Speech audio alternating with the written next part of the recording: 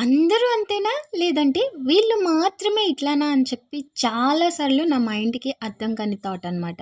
Actually మాకు ముగ్గురు బుడతలున్నారు కదా! అన్నయ్య వాళ్ళ పిల్లలిద్దరు, అట్లనే మా చిట్టి తల్లి. వీళ్ళు ముగ్గురు ఆడుకునేంత సేపు వీళ్ళకంటే ప్రేమగా ఎవ్వరు ఆడుకోరండి. అండ్ ఇన్ కేస్ ఒక్కరు గాని కొట్టుకున్నారంటే ఇంకా ముగ్గురు కొట్టుకొని, దోసుకొని ఇట్లా చేస్తనే ఉంటారు. సో, చిన్న పిల్లలంటే ఇంతేలే అని లైట్ తీసుకుంటాం. అండ్ ఇంకో మోస్ట్ థింగ్ అయితే చెప్పాలి. యాక్చువల్లీ ఏవైనా ఆట వస్తువులు పక్కన పడేసున్నంత సేపు ఎవ్వరికీ అవసరం లేదు. ఇన్ కేస్ ఎవరైనా ఒక్కరు తీసుకొని ఆ ఆట వస్తువుతో ఆడుకున్నారే అనుకోండి, రిమైనింగ్ ఉన్న ఇద్దరికి కూడా అదే కావాలనమాట. చాలా బొమ్మలుంటాయి. బట్ అవేం అవసరం లేదు.